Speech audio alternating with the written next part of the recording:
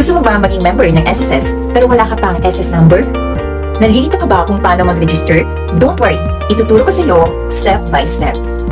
Pero bago tayo magsimula, siguraduhin mong may active email address ka. Dahil doon ipapadala ang confirmation link. So handa ka na ba? Tara!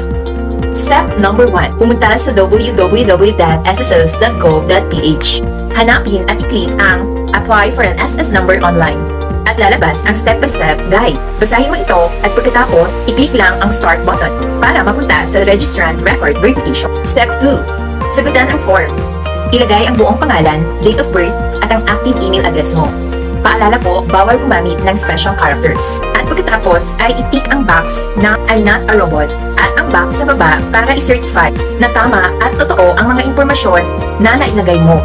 I-double check mo lahat ng info bago mo i-submit. Hintayin ang confirmation link mula sa SSS. Kapag na-receive mo na ang email galing sa SSS, i-click mo ito at makikita mo ang verification link para makumpleto ang registration. Tandaan, may 5 araw ka lang para gamitin ang link.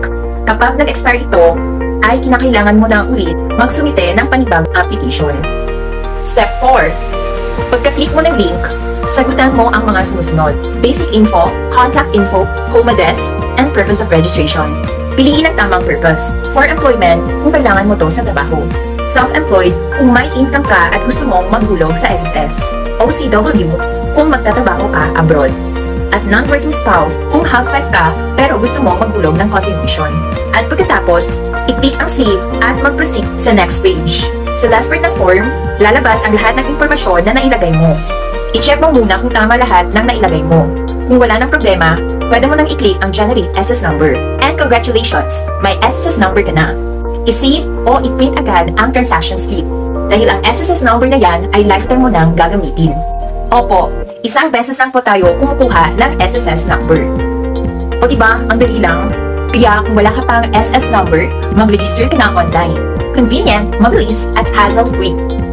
Kung nakatulong tong video ko, follow mo na ako for more SSS info at step-by-step guides.